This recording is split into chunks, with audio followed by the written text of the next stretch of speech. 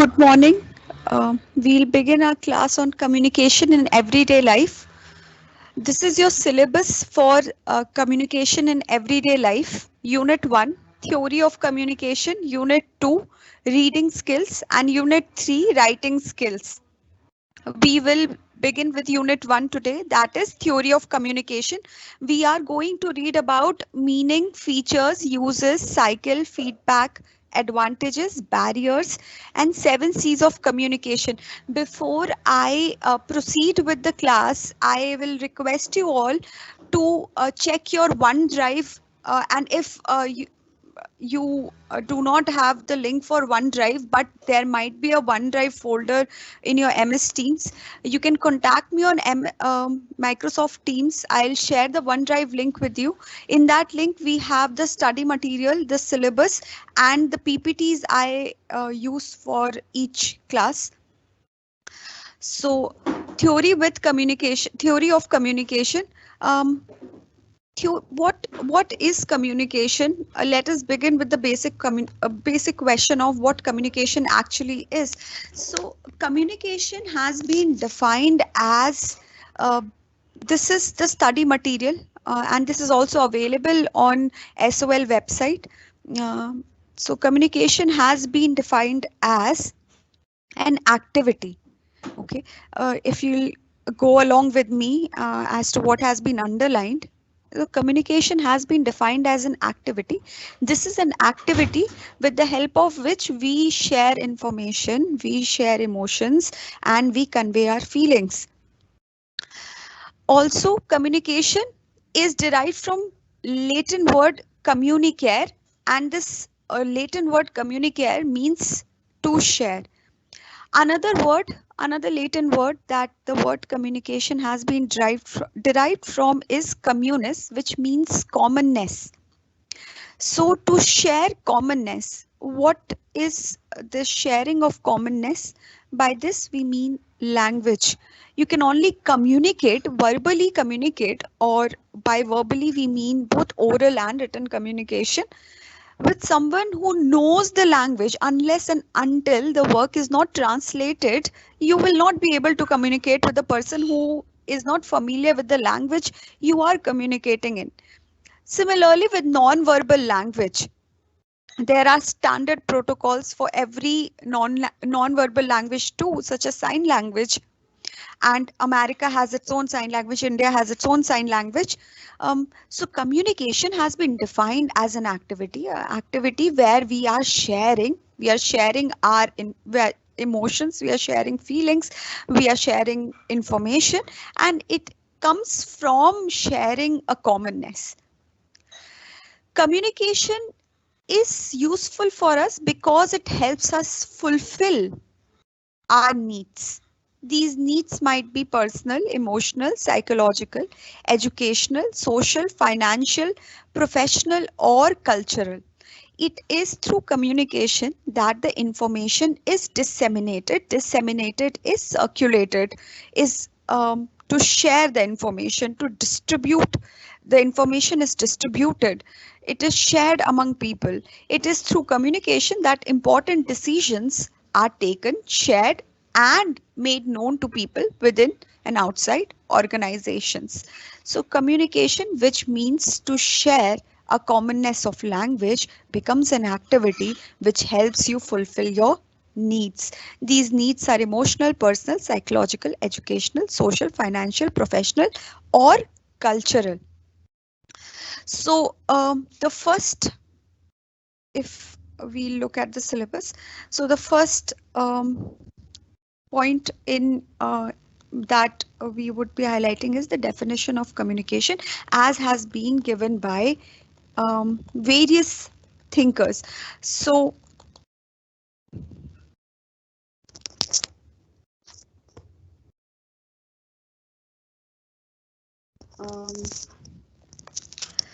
right here, communication, there is a thinker, his name is Frank E.X. Dance. In his Theory of Human Communication, Original Essays, 1967, Frank Dance gave us, he in this book, he compiled a lot of definitions for communication, and in compiling the definitions for communication, the study material says that we can come to one particular idea of communication, which is to create and interpret meaning. We are creating and interpreting meaning with the help of symbols. And this creation of meaning and interpretation of meaning only happens while we are interacting. So we can interact either at interpersonal level, we can interact at intrapersonal level too.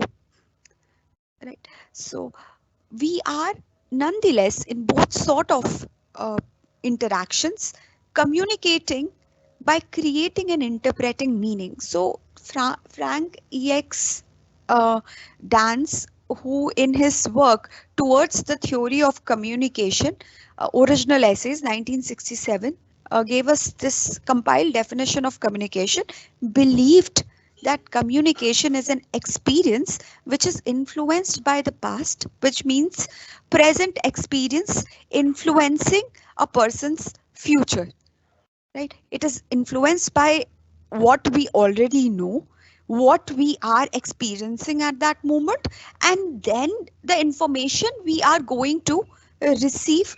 Or when we are talking about communication and future, the simple uh, term to define it is feedback. While you're interacting with somebody, with your friend, with a colleague, with a uh, with any senior, with your teacher, so you attentively are listening to what the person is communicating to you. After what you have listened, you can interpret this is the meaning of it, and on the basis of it you give a particular feedback. So this is what Frank Dance is saying, that communication is an experience which is influenced by past, which means present experiences inevitably that are influencing a person's future. So the definition right here that has been underlined right here on your screen as systematic process in which people interact with and through symbols to create and interpret meaning. So symbols, this idea of communication and the association of communication with symbols was given to us by Marshall McLuhan.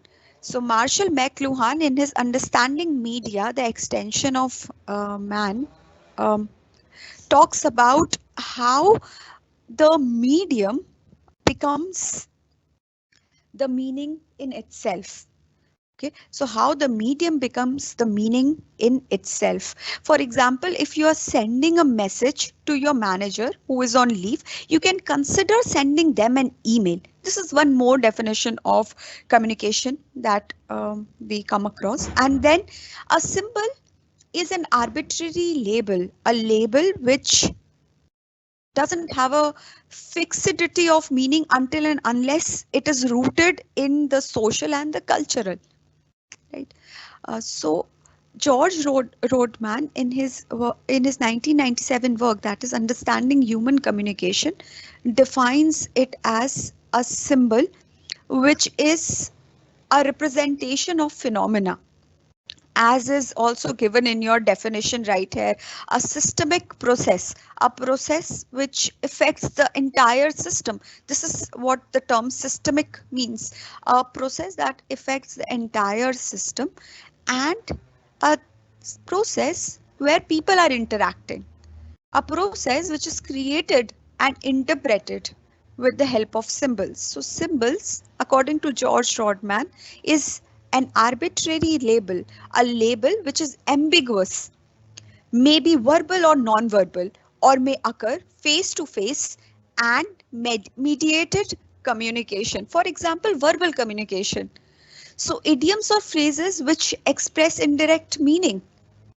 This is how we symbolically, through interaction, are creating meaning, and in this creation of meaning we are interpreting it, right?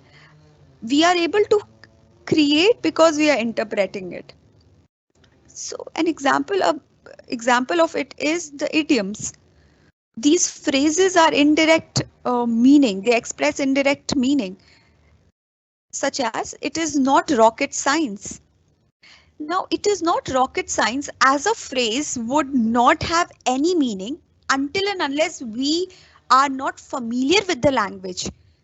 That it is not rocket science, and that rocket science, the understanding of that symbolically, rocket science is a subject which we need the mechanical, the technical understanding of in order to grasp. And with it, the other components of it are quite complex.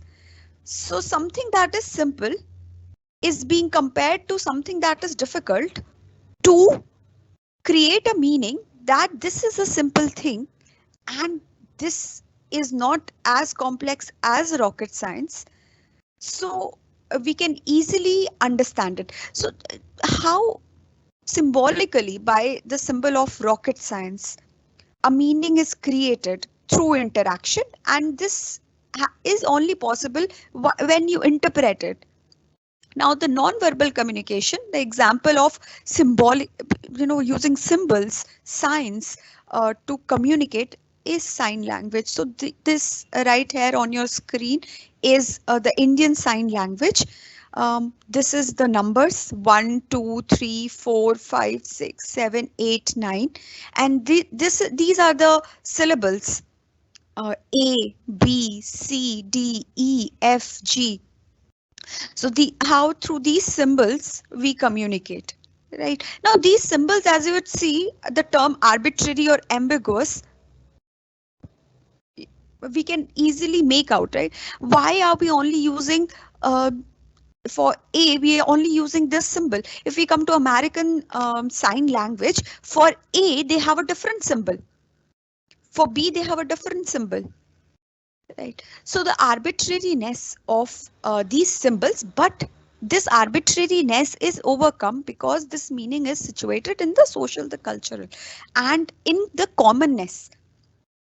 Okay. The commonness that we are sharing. So the other definition that has been given to us is by M.T. Myers and G.E. Myers. M.T. Myers and G.E. Myers gave this definition to gave this definition for communication. According to them, communication refers to special kind of patterning which is expressed in a symbolic form. For communication to take place between or among people, two requirements must be met.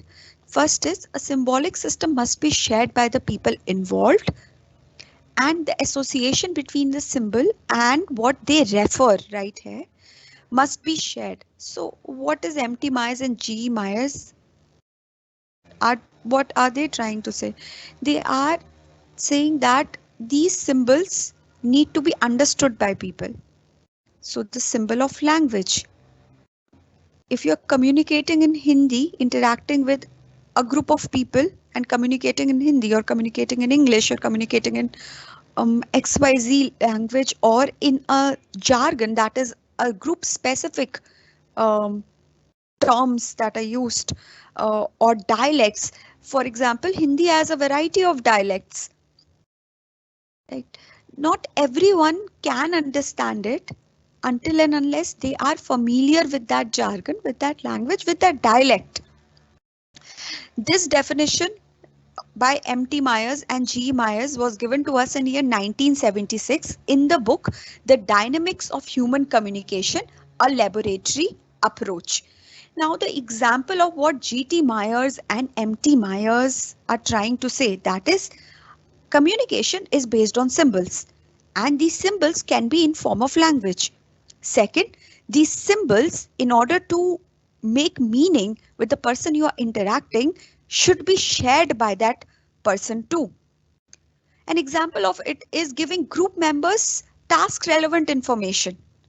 Right. So if you're giving the group members a task relevant information, this would create, they would understand the symbol of language here used to create information which is associated with the task specifically. What would it do? It would communicate It would communicate what task has been assigned, and in order and as a result, it would enhance the group performance. Right.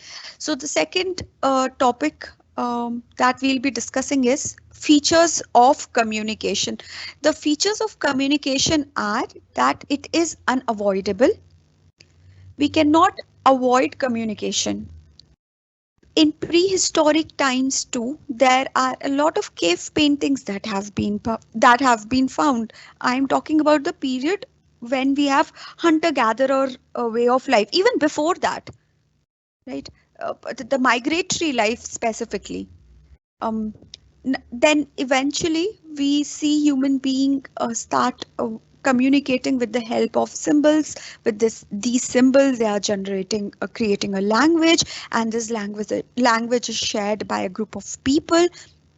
And even if the verbal communication is kept aside for a while, the non-verbal aspect of communication still comes to play. We use our body language to communicate. So we cannot avoid communication. This is the first feature of communication, that we cannot avoid communication.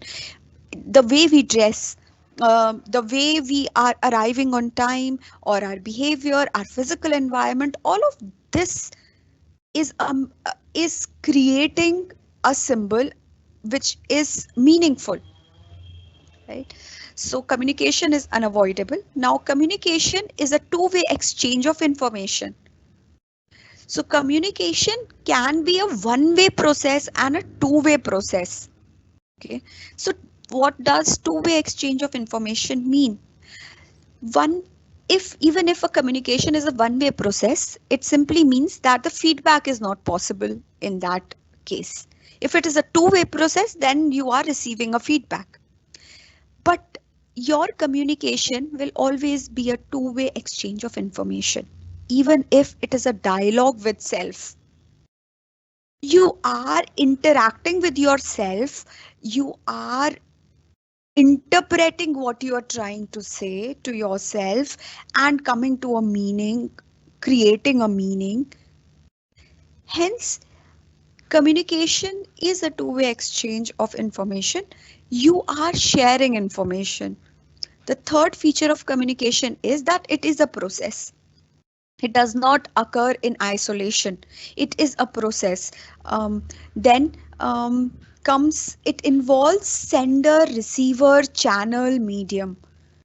The last feature of communication is it could be verbal or non-verbal. Okay.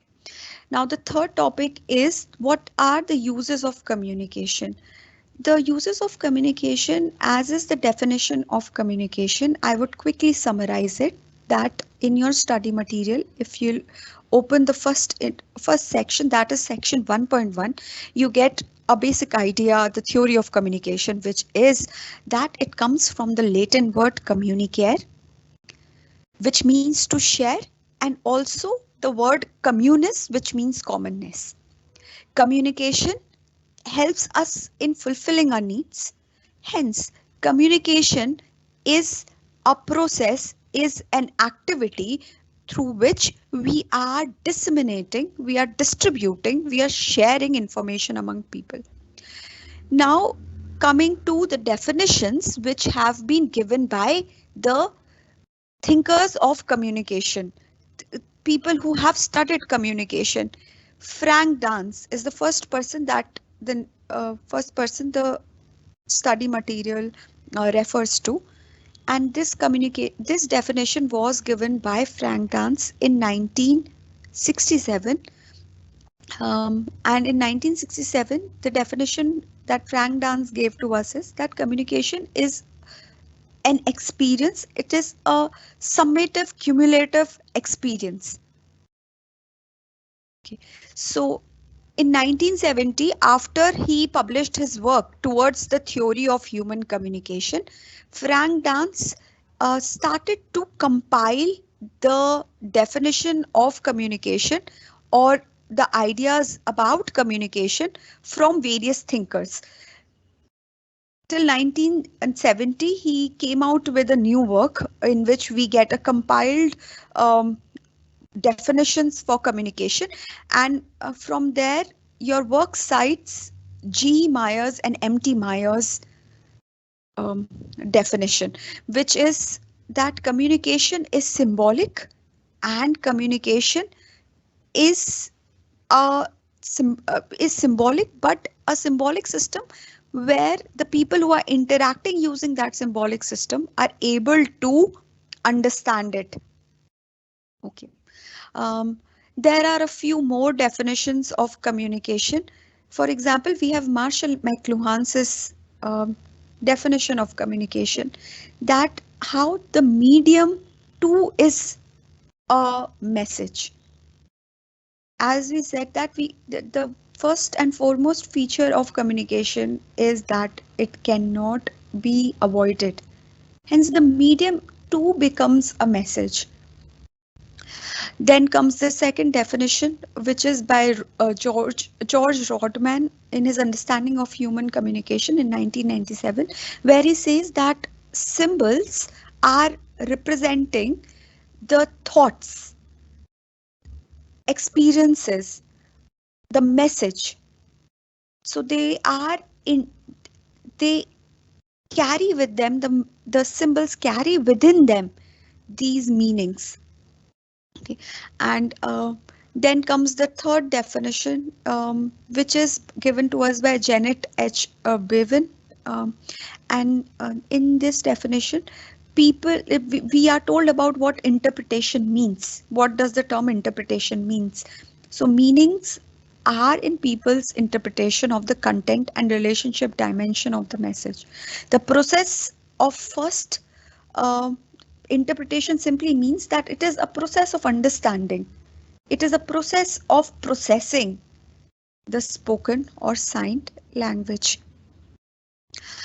So this is the definition right here that is given in your study material. You will get a question that will ask you to define communication.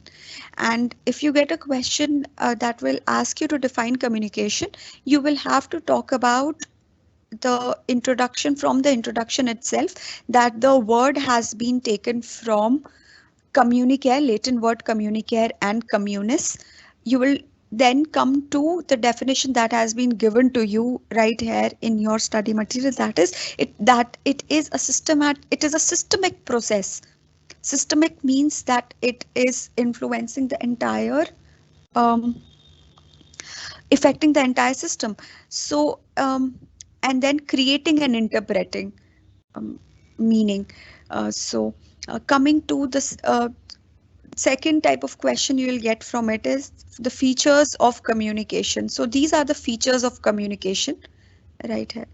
And finally, coming to the uses of communication. Now that we know what the definition of communication is, it is comparatively simpler for us to figure out that the uses of communication are that it can be utilized in the individual context, in the social context, as well as in the organizational context, in all the three contexts, right? When we are talking about the individual context, it could be formal and informal. When we're talking about the social context, it could be formal and informal. When we're talking about the organizational context, it could be formal and informal. What does the term context mean? The term context here means the situation. Let's say it's an individual situation. If it is an informal communication, an example of it would be you are communicating with your classmate. Another example of it would be you are the team leader and you are instructing your team members, or you're discussing or you're brainstorming ideas. This would be your individual context. In the social context, a classroom, right? So a classroom is an example of social context. Then comes the organizational context. So the organizational context would be only the formal aspect of it. Even the informal aspect of the organizational context, the term that has been used for this sort of communication is grapevine, is still semi-formal in its capacity. So the organizational context is a context where we see communication is around directing the task. It is around decision making. It is around effectiveness of performance, effectiveness and performance. Now, what is formal, informal, verbal, non-verbal, oral and written communication? Because this is a part of your um, features of communication. So the first and foremost feature of communication, apart from this that we have already discussed, is that the communication could be verbal and non-verbal. So verbal communication is a communication where you are using language according to the use of the rules of grammar to communicate. And then comes the two types of verbal communication, the oral communication and the written communication. Oral communication where you are using speech. Then the written communication where the speech is in written form, where you are inscribing using a pen as a tool to communicate. So your question from this verbal and non-verbal comes compiled. It would be what are the types of communication? Explain with examples. This is the kind of question you get from here. Um, so the verbal non-verbal communication. The second feature of communication is the non-verbal communication. The non-verbal communication is subdivided into kinesics, where the personal experience. So kinesics is a study of body's physical movements for the purpose of communication. So your personal experience, your gestures, your facial experience, expressions, all of this comes under kinesics. Then comes proxemics. Proxemics is the study of space for the purpose of communication. So there, Edward T. Hall, right here. Edward T. Hall in year 1966, in studying space as a medium of communication, divided it into 4 zones. The first zone is the personal space, which is also known as the intimate space. Now, the personal space has 2 markers. Uh, the personal space has 2 markers. The first is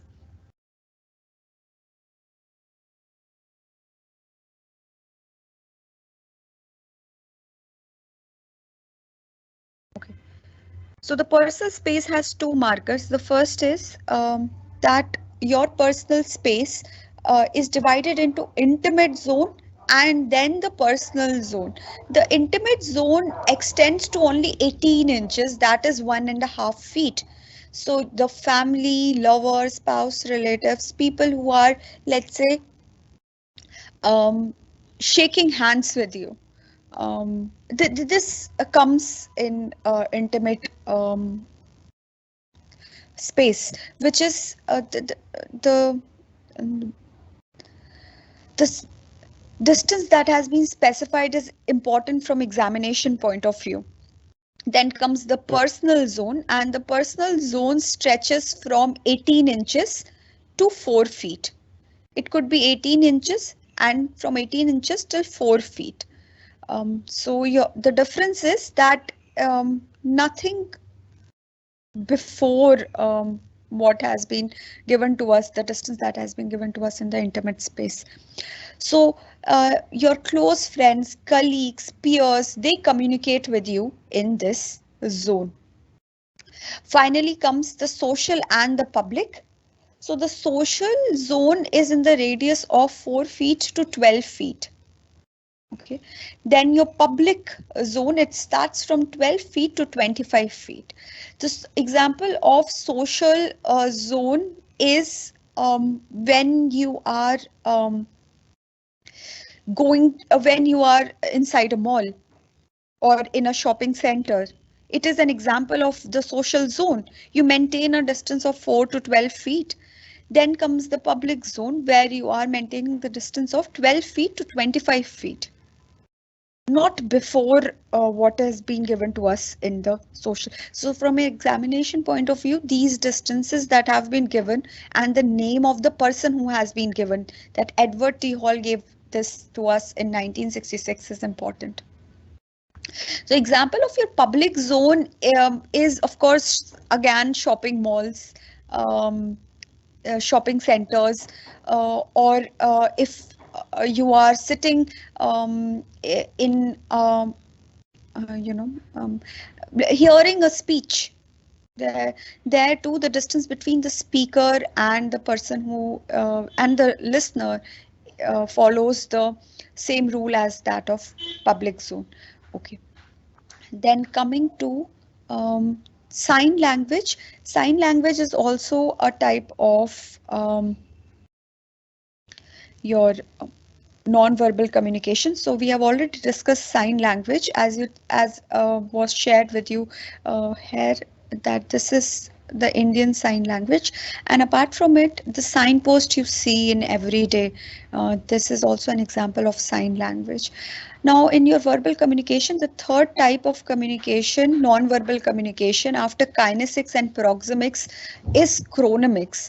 So chronomics is how is studying time for the purpose of communication. So arriving on time um, communicates a message. Then haptics is also a non-verbal communication. It is the language of touch, shaking hands, so on and so forth.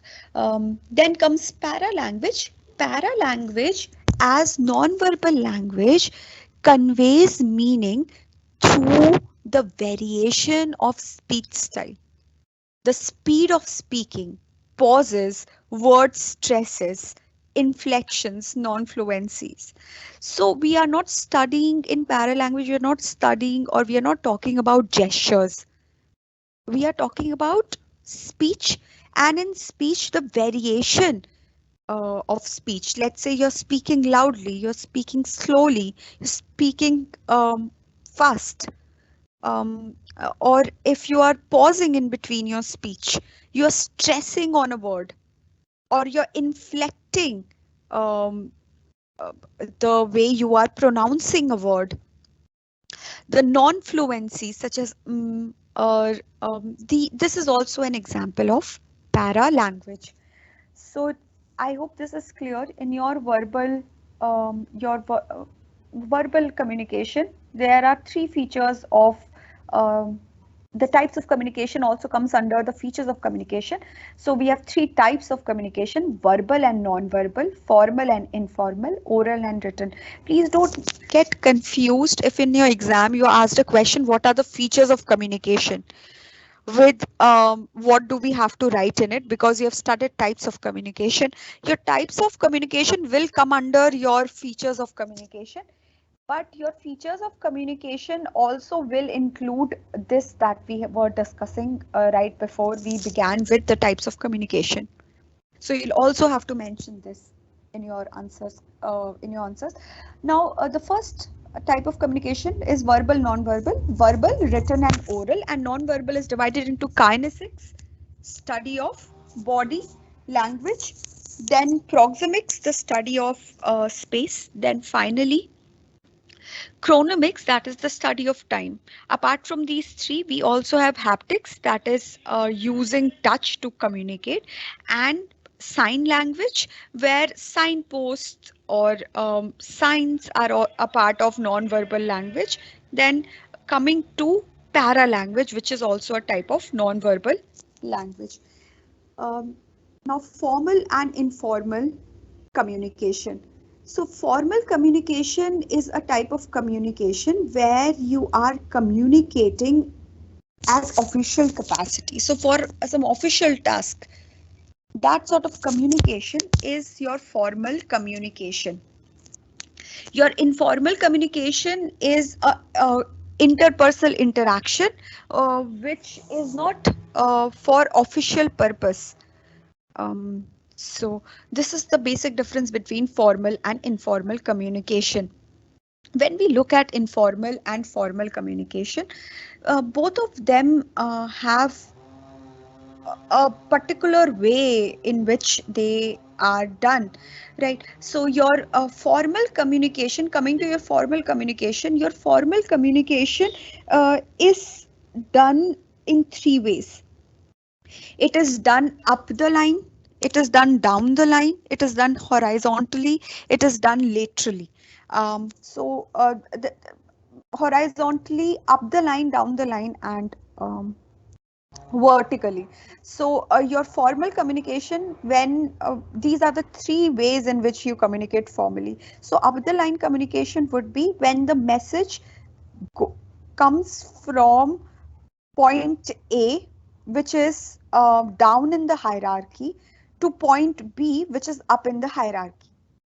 Okay, so this is up the line communication from um, point A to point B, where point A is lower in hierarchy than point B. Then comes your down the line communication, where communication happens from point A to point B, but point A is up in hierarchy and point B is um, lower in hierarchy. So down the line would be receiving a message from, let's say, the manager to the team. From the team to the manager would be an example of up the line communication. Horizontal communication is a communication that is happening at the same hierarchical level. Let's say communication between two classmates. Then when we talk about informal communication is also defined as grapevine communication. So grapevine communication, if you can picture what a grapevine looks like, this is how an informal communication happens. Because the feature of formal communication is that it is systematically directed. It is systematically directed, but with informal communication, this cannot be observed. Um, so the types of grapevine communication are single strand chain, gossip chain, probability chain, and cluster chain. Okay. So a single strand chain is where one person tells a thing to a person at point B, then this point B is telling information to point C, then point C is telling information to point D. Your probability chain of grapevine communication is where point A told information to point B and point A also told information to point D, but point B here told information to three more people, and these three more people are selected randomly. It is not systematically directed. Okay. Then comes your cluster chain of grapevine communication. In this, the point A, right here, point C and point D are randomly selected. And in even in that random selection, it is a selection where the person is wanting to tell this particular person this particular information. So let's say point A told point C, point D, and point F, and then point F again right here on your screen told point B, point I, point J. Then comes your gossip chain, where point A told to multiple people the same information. Okay. So right here is also the further definition of what we have just discussed. Okay. Um,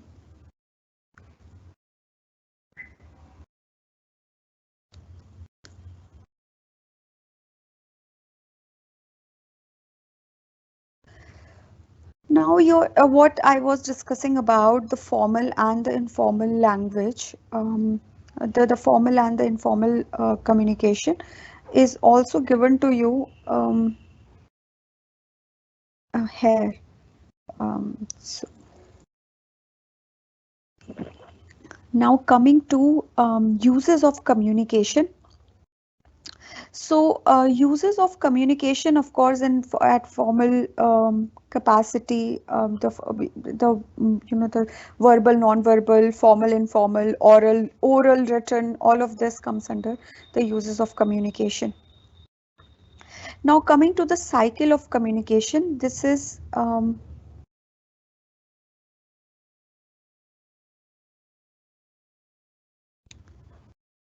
right here is the cycle of communication. You might be asked a question which would be something like, what is the process of communication? What is the cycle of communication? You'll have to draw this diagram. So this is the cycle of communication where we have a sender, where we have a receiver. Okay, we have a sender, we have a receiver. The sender is encoding a meaning. The receiver, after receiving the message, is decoding the meaning. So the sender um, is sending the message using a particular channel or media. So what do these terms mean in the cycle of communication? I hope this cycle is clear. We have a sender, we have a receiver. In between, we have a message that has been sent, and that message contains a meaning that is known as encoding. Now the interpretation of that message is known as decoding, right? So this right here in the in linearly that you can see is your message from sender to receiver, point A to point B. In the middle of it is a medium that is used to communicate the message, and after the receiver has received the message, the receiver also responds. This is known as feedback. So let us come to the definition of these terms. So a sender is a communicator. The sender conveys the meaning, conveys the message. So the meaning is conveyed through the message. So what is a message? A message is the idea or information. Um, it is a view, it's a fact, it could be an information. What is encoding? Encoding is the message or the meaning in the form of words, in the form of pictures, gestures that is there in the message. What is media or a channel? It is a manner in which the message is encoded and transmitted. For example, you can use email as a medium, you can use internet as a medium, you can use telephone as a medium. Then comes decoding. It is the process of converting the symbols encoded by the senders. What is a receiver? He is a person who is last in the chain, right here. This is the chain, the person who is last in the chain and is decoding the message, right? Then comes feedback. Feedback simply is the response to the sender. Then while we are communicating, we might also come across barriers. But let us focus on feedback before we move to barriers of communication. Uh, from the cycle of communication, a question comes, that is, what is the process of communication? Define or they also ask you to um, explain the cycle of communication. So in both process of communication and cycle of communication, you are going to draw this diagram, and along with this diagram you are going to discuss um, these terms, that is sender, encoding, receiving, message, decoding, so on and so forth. Coming to feedback, what is a feedback? A feedback simply is a response. Right? It is the end result of an idea. After the message has been communicated, it is the end result of an idea. It is the process of communication where you are using a particular channel or medium, let's say internet, email, um, or telephone. So you are using a particular medium to give a response, right? Then finally, we come to what are the advantages of communication. So the advantages of communication are that communication helps us in taking decision. It is a base of action, right? Then it makes planning easy. It helps in facilitating planning. It is a means of coordination. It helps us in coordinating. It helps us in decision making. It helps in effective leadership. It helps in boosting the morale. It helps in boosting the motivation. So these are the advantages of communication. I'll come back to the syllabus once again. Um,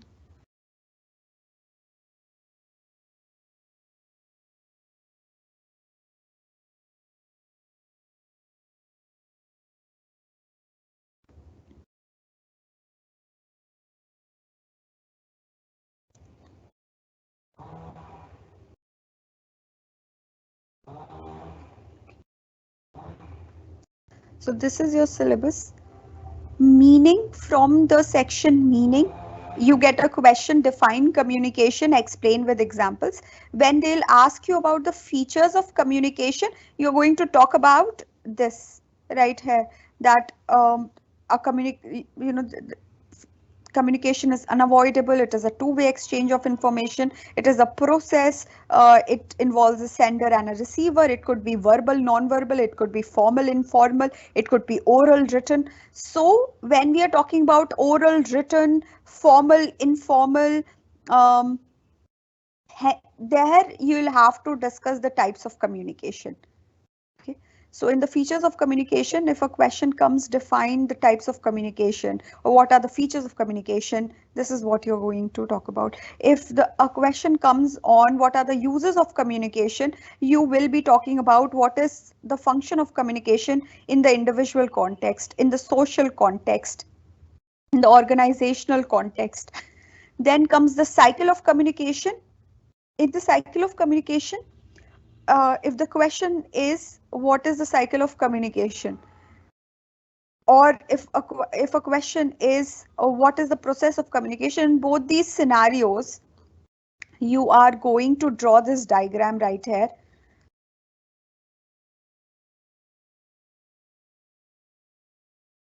You're going to draw this diagram and you'll have to explain what is a sender, encoding, receiving, decoding, feedback, so on and so forth. Okay. Now coming to finally, what are the barriers of communication? You might also get a question on feedback. Okay, what is a feedback? This is the definition. What is a feedback? A feedback is a response. It is the end result of an idea. It makes a communication a two-way process. It is a response after decoding the information that has been received. What are the benefits of or the advantages of feedback? Feedback helps a person who is communicating um, to understand if the message has been received by a receiver or not.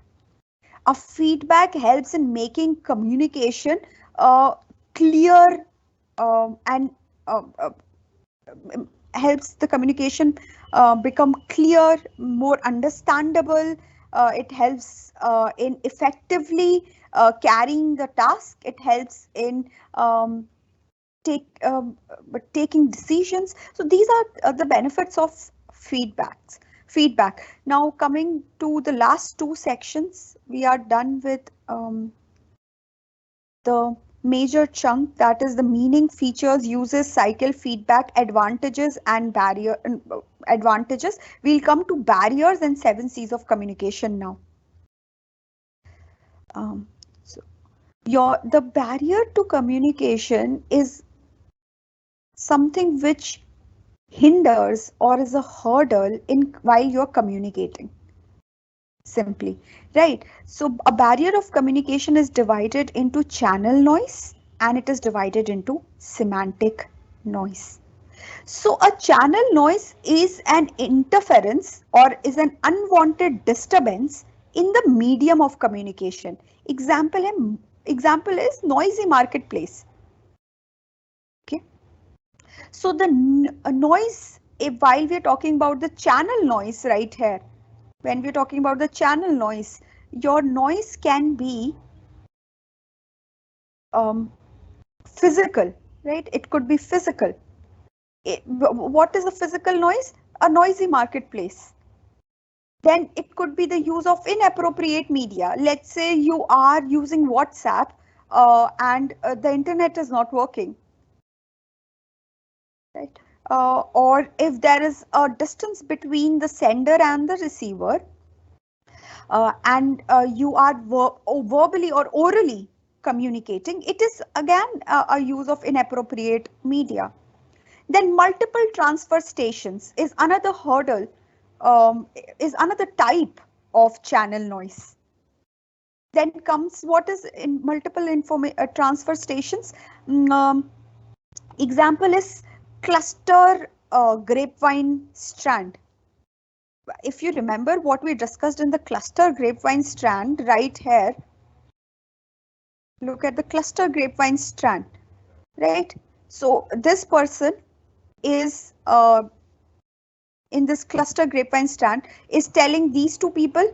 Now these two people, this is point A, point C and D. If this point C and D communicates it to point B, but the message that is communicated by point D or F or B or J to I only carries half of what the original sender said, it again is a type of noise, right? So this as a part of channel noise is an example of multiple transfer stations. Then comes information overload.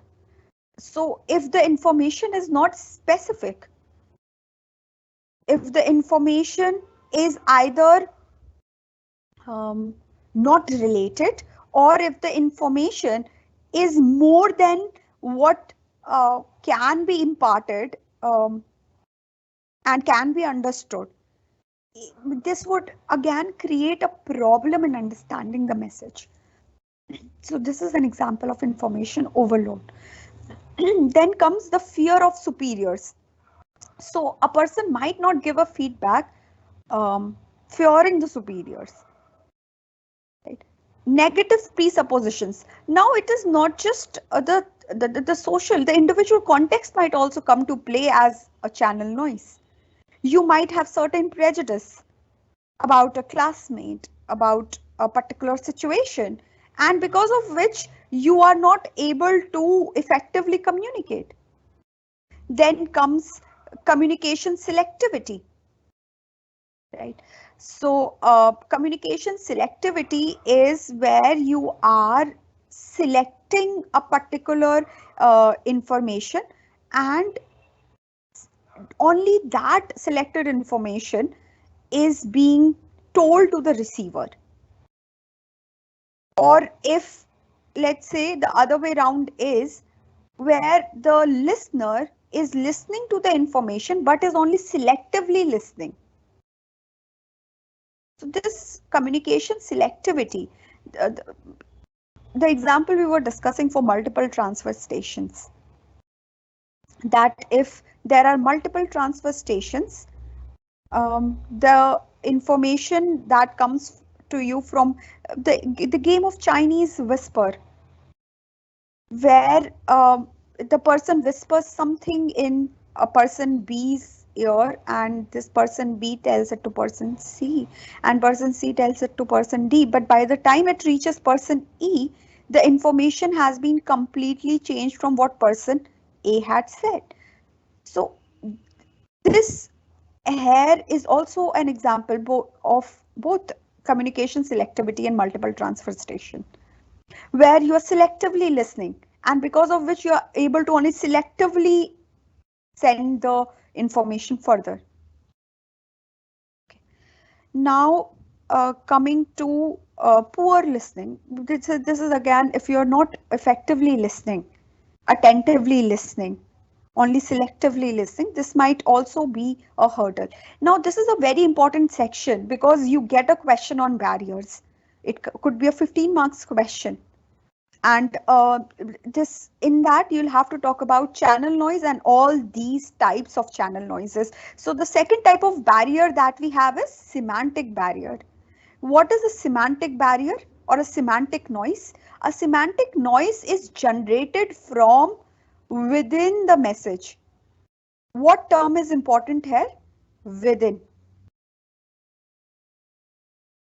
So how is the noise being generated or barrier being generated? From within the message. So this is, I look, if the word is not able to convey what you are trying to say. Let's say I want to uh, tell somebody that I am thirsty, okay, but I am conveying it as um, I do not feel like talking right now. The person will not understand that you are thirsty. That is why you are not wanting to. Um, your throat is parched and you do not want to talk at that moment. So, not being able to convey and use the right words, right? This is an example of semantic noise. So limited vocabulary, because of incompatibility between verbal and non-verbal language. An example of it would be, you are greeting somebody, right? You are happy to meet your friend, but even though you are happy to meet your friend, you are not smiling. Rather, your facial expression is that of anger or of confusion, so on. So that is an incompatible facial expression with your verbal expression.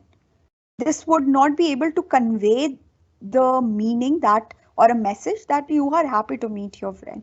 Then comes difference of perception due to different backgrounds, such as cultural. Now, this is a very important aspect of communication, which is of course the cultural aspect of communication. That is this, that when we are communicating, we all come from different language backgrounds, social backgrounds, because of which there might be a hindrance in perceiving the message if we are not aware of how intercultural communication works. The first and foremost aspect of intercultural communication is understanding that the person you might be interacting with may have a different language or social background, cultural background. Right? For example, right here, the librarian of your college called a library committee meeting to discuss the issue of books being stolen from the library.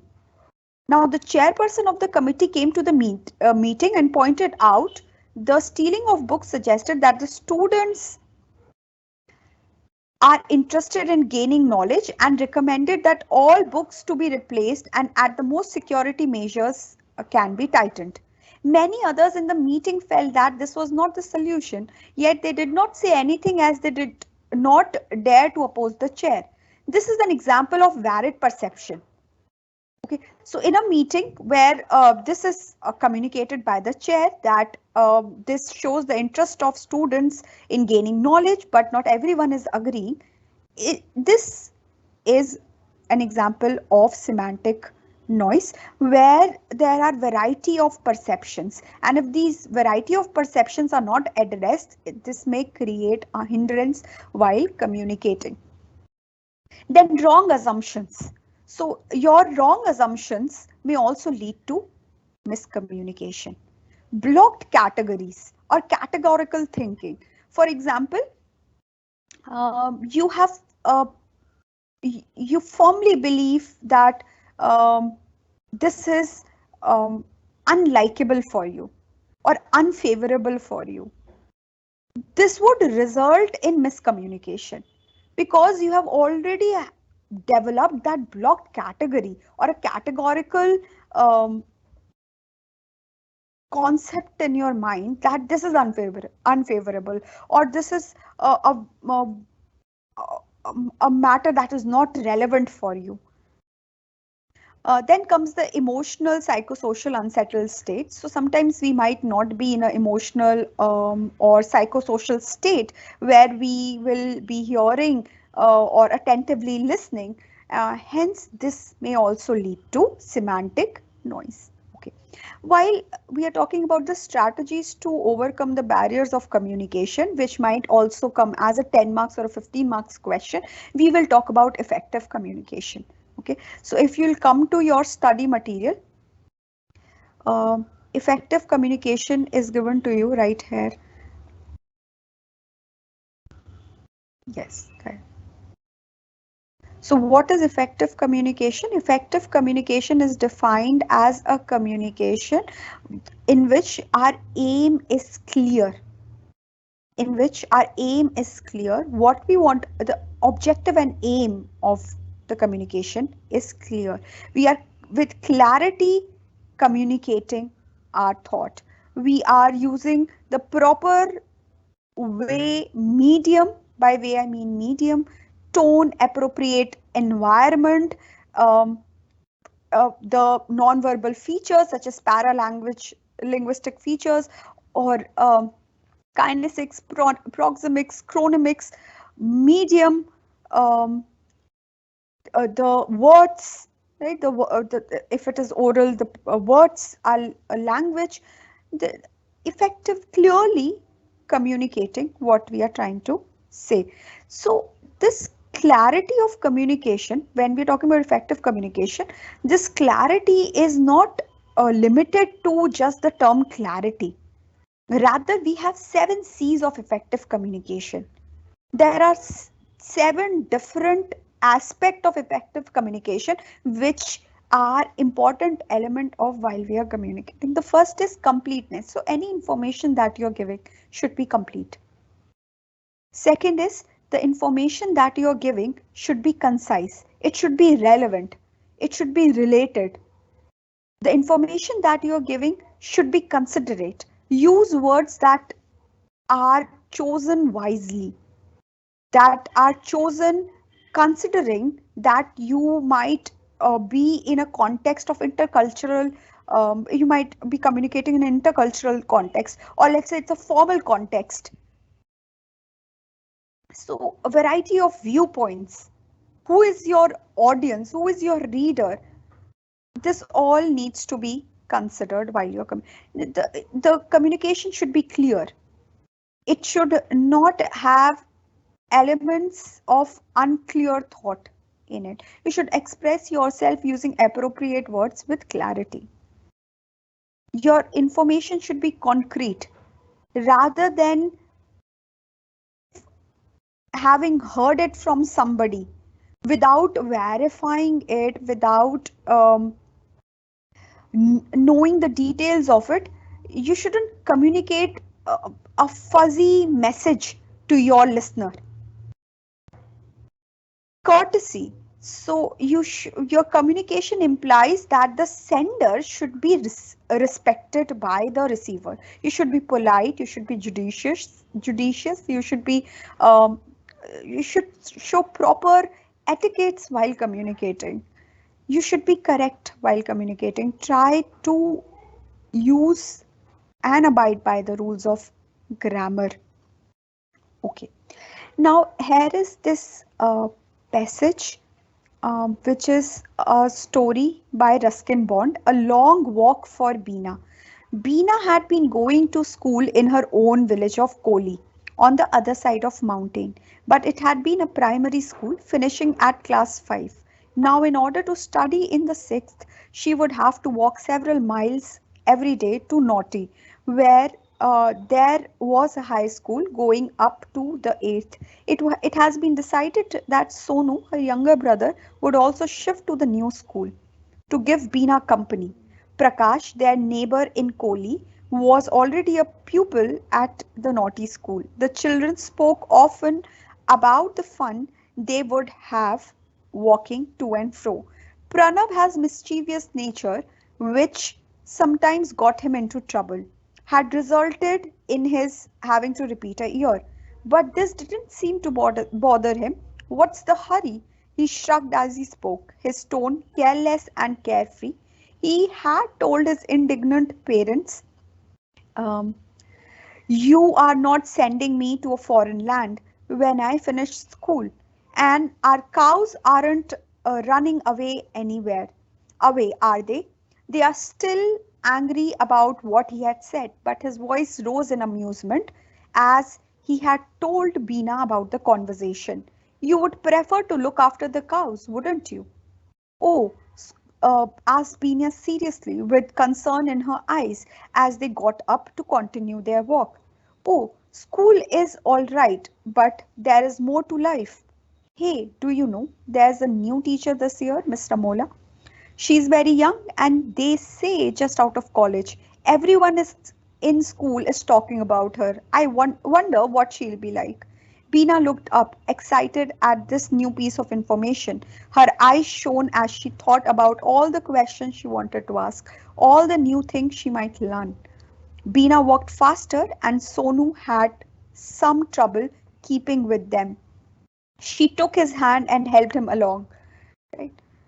Walking close to him, her hands on his shoulder often, she was thrilled about the new school and prospect of different surroundings. She had seldom been outside her own village with a small school and single ration shop. The day's routine never varied, helping her mother in the fields or with household tasks like fetching water from the spring or cutting grass and fodder for the cattle.